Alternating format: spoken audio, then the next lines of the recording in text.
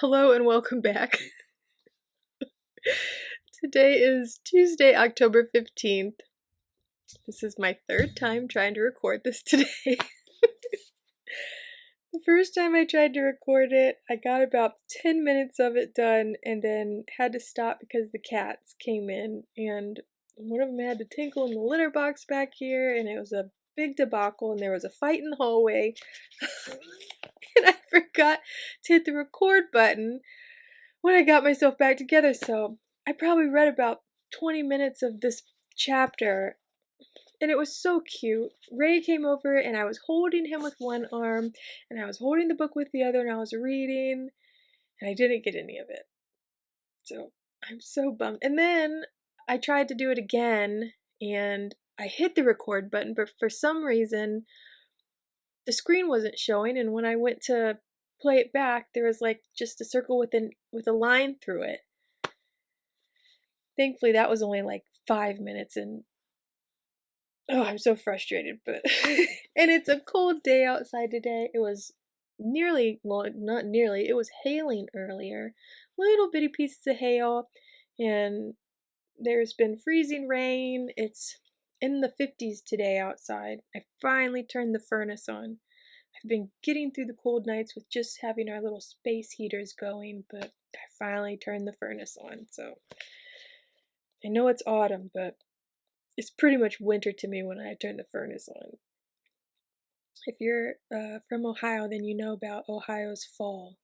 Half of fall is summer weather, half of fall is winter weather, and then you get some in between here and there. But anyways, I'm going to get this recording done this time. It's going to be perfect. I didn't realize how difficult it was going to be because in chapter 14, we are now being introduced to a new character. And it's hard to vacillate between 3 different characters now, different voices, and paying attention to who's saying what, and so I guess it's all for the best that things didn't turn out the way I wanted to earlier. I think this recording will be better. I've already had 1.5 times to practice this chapter, so it's gonna be great this time. But let's get right into chapter 14. Thank you for your patience. Chapter 14. Gray mist coiling upwards, twining around him like a clinging vine, gripping arms and legs, immobilizing, strangling, merciless. So firmly grown about his body, there was no possibility of escape. So tight, his muscles couldn't even flex under skin. His eyelids couldn't blink. And nothing to see but patches of darker gray, crisscrossing his vision like wind-blown scum upon a fetid pool. Then, suddenly, fierce red light, pain exploding everywhere, rocketing from toes to brain and back again, the gray mist clearing, mobility returning. No more gray patches, but blurry colors slowly twisting into focus. A woman looking down at him. A young woman, armed and armored, her face battered. No, not a woman, the abhorsen, for she wore the blazon and the bells. But she was too young, not the abhorsen he knew, or any of the family. "Thank you," he said, the words coming out like a mouse creeping from a dusty larder. Abhorsen. Then he fainted, his body rushing gladly to welcome real sleep, true unconsciousness, and sanity-restoring rest. He awoke under a blanket and felt a moment's panic when the thick gray wool pressed upon his mouth and eyes. He struggled with it, threw it back with a gasp, and relaxed as he felt fresh air on his face and dim sunlight filtered down from above. He looked up and saw from the reddish hue that it must be soon after dawn. The sinkhole puzzled him for a few seconds. Disoriented, he felt dizzy and stupid, till he looked at the tall masts all around, the black sails, and the unfinished ship nearby. "Hole Hollow," he muttered to himself, frowning. He remembered it now. But what was he doing there? Completely naked under a rough camping blanket? He sat up and shook his head. It was sore, and his temples were throbbing, seemingly from the battering ram effect of a severe hangover. But he felt certain he hadn't been drinking. The last thing he remembered was going down the steps. Rogier had asked him. No, the last thing was the fleeting image of a pale, concerned face, bloodied and bruised, black hair hanging out in a fringe under her helmet, a deep blue surcoat with the blazon of silver keys, the abhorsen. "She's washing at the spring," said a soft voice, interrupting his faltering recollection. "She got up before the sun. Cleanliness is a wonderful thing." The voice did not seem to belong to anything visible, so the man looked up at the nearby ship. There was a large, irregular hole in the bow where the figurehead should have been, and a white cat was curled up in the hole, watching him with an unnaturally sharp, green-eyed gaze. "What are you?" said the man, his eyes cautiously flickering from side to side, looking for a weapon. A pile of clothes was the only thing nearby, containing a shirt, trousers, and some underwear, but it was weighed down with a largish rock. His hand sidled out towards the rock. "Don't be alarmed," said the cat. "I'm but a faithful retainer of the abhorsen, name of Mogget, for the moment." The man's hand closed on the rock, but he didn't lift it. Memories were slowly sidling back to his benumbed mind, drawn like grains of iron to a magnet. There were memories of various abhorsens among them, memories that gave him an inkling of what this cat creature was. "You were bigger when we last met," he hazarded, testing his guess. "Have we met?" replied Mogget, yawning. "Dear me, I can't recall it. What was the name?" A good question, thought the man. He couldn't remember. He knew who he was, in general terms, but his name eluded him. Other names came easily, though, and some flashes of memory concerning what he thought of as his immediate past. He growled and grimaced as they came to him, and clenched his fists in pain and anger. "Unusual name," commented Mogget. "More of a bear's name, that growl. Do you mind if I call you Touchstone?" "What?" the man exclaimed, affronted. "That's a fool's name! How dare—" "Is it unfitting?" interrupted Mogget coolly. "You do remember what you've done." The man was silent then, for he suddenly did remember, though he didn't know why he'd done it, or what the consequences had been. He also remembered that since this was the case, there was no point trying to remember his name. He was no longer fit to bear it. "Yes, I remember," he whispered. "You may call me Touchstone, but I shall call you—" He choked, looked surprised, then tried again. "You can't say it," Mogget said. "A spell tied to the corruption of— But I can't say it, nor tell anyone the nature of it, or how to fix it. You won't be able to talk about it either, and there may be other effects. Certainly, it has affected me." "I see," replied Touchstone somberly. He didn't try the name again. "Tell me, who rules the kingdom?" "No one," said Mogget. "A regency, then. That is perhaps— No. No regency. No one reigns. No one rules. There was a regency at first, but it declined. With help." "What do you mean, at first?" asked Touchstone. "What exactly has happened? Where have I been?" "The regency lasted for 180 years, Mogget announced callously. "Anarchy has held sway for the last 20, tempered by what a few remaining loyalists could do. And you, my boy, have been adorning the front of this ship as a lump of wood for the last 200 years. The family? All dead and past the final gate, save one, who should be. You know who I mean." For a moment the news seemed to return Touchstone to his wooden state. He sat frozen, only the slight movement of his chest showing continued life. Then tears started in his eyes, and his head slowly fell to meet his upturned hands. Margaret watched without sympathy, till the young man's back ceased its heaving, and the harsh, indrawn gasps between sobs became calmer. "There's no point crying over it," the cat said harshly. "Plenty of people have died trying to put the matter to rights. 4 abhorsen's have fallen in this century alone, trying to deal with the dead, the broken stones, and the original problem. My current abhorsen certainly isn't lying around crying her eyes out. Make yourself useful and help her." "Can I?" asked Touchstone bleakly, wiping his face with the blanket. "Why not?" snorted Mogget. "Get dressed for a start. There are some things aboard here for you as well, swords and such like." "But I'm not fit to wield royal." "Just do as you're told," Mogget said firmly.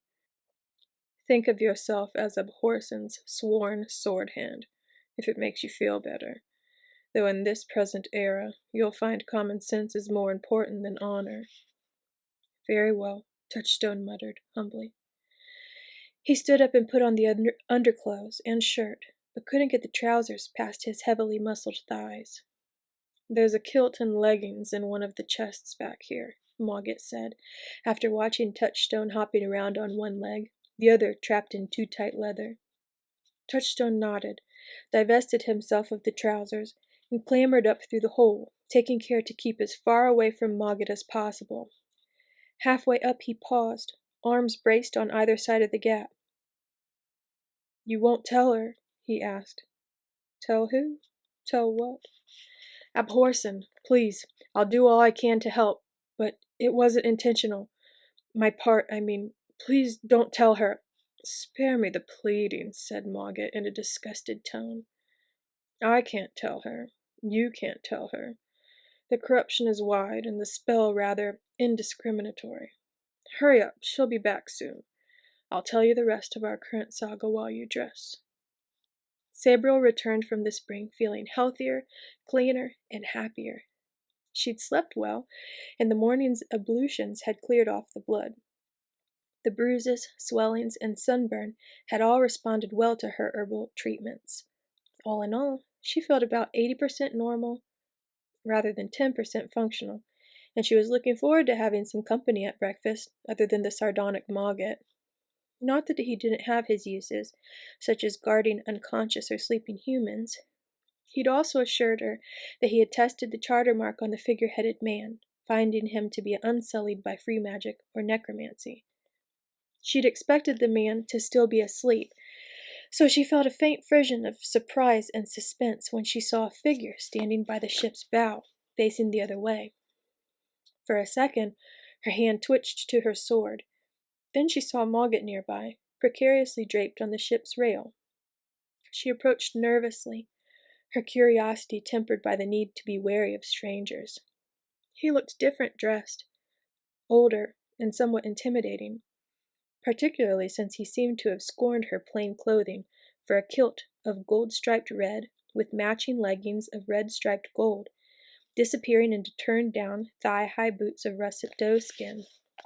He was wearing her shirt, though, and preparing to put on a red leather jerkin. It had detachable lace-up sleeves, which seemed to be giving him some problems. 2 swords lay in 3/4 scabbards near his feet, stabbing points shining 4 inches out of the leather. A wide belt with the appropriate hooks already encircled his waist. "Curse these laces," he said, when she was about 10 paces away. A nice voice, quite deep, but currently frustrated, and peaking with temper. "Good morning," said Sabriel. He whirled around, dropping the sleeves, almost ducking to his swords, before recovering to transform the motion into a bow, culminating in a descent to one knee. "Good morning, milady," he said huskily, head bowed, carefully not meeting her gaze. She saw that he'd found some earrings, large gold hoops clumsily pushed through pierced lobes, for they were bloodied.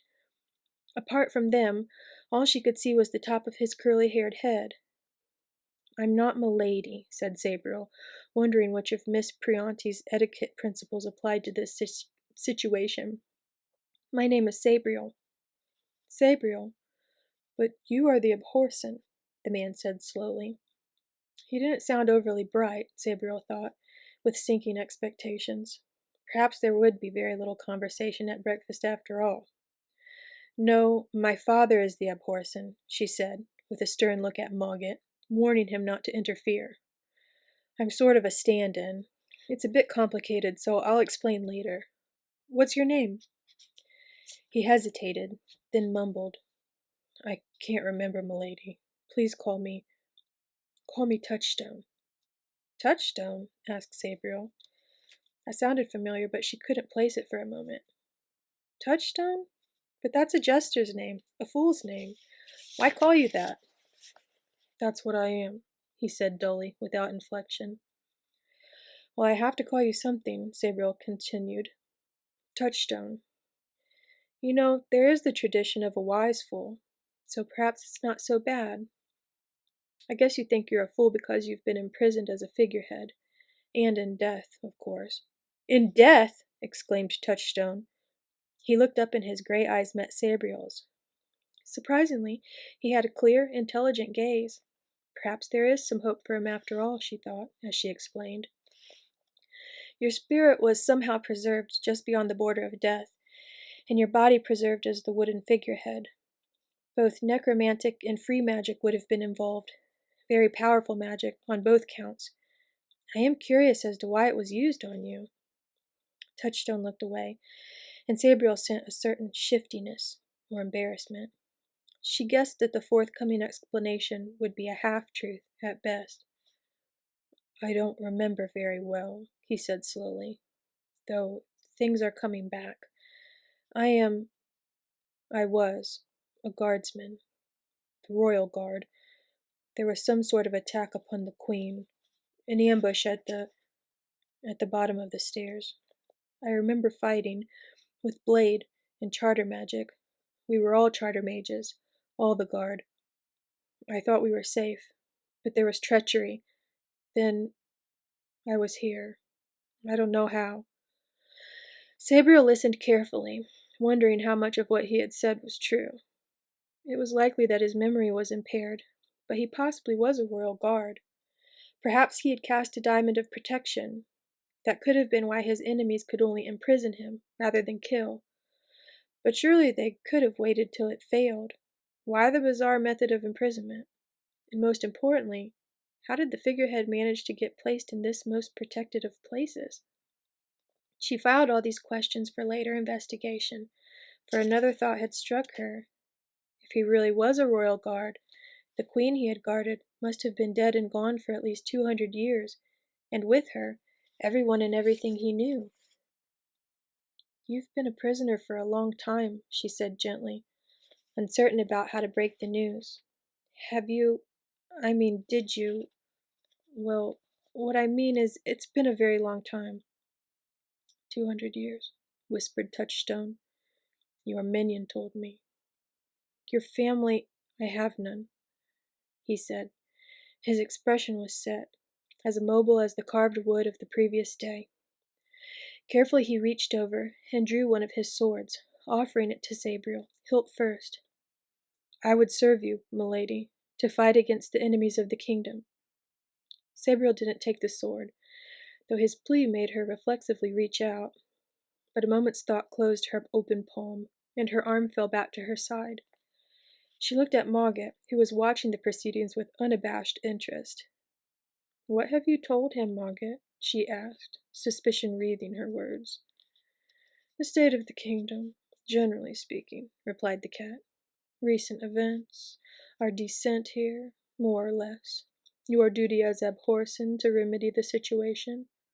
The Mordicant, the Shadow Hands, Gore Crows, the dead Adept, whoever it may be? More specifically, said Mogget cheerfully. I thought he could presume as much. As you see, Sabriel said, rather angrily, my minion has not been totally honest with you. I was raised across the wall in Incelstier, so I have very little idea about what's going on.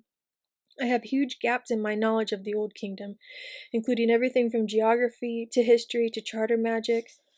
I faced some dire enemies, probably under the overall direction of one of the greater dead, a necromantic adept. And I'm not out to save the kingdom, just to find my father, the real Abhorsen. So I don't want to take your oath or service or anything like that, particularly as we've only just met. I'm happy for you to accompany us to the nearest approximation of civilization, but I have no idea what I will be doing after that. And please remember that my name is Sabriel, not Milady, not Abhorsen.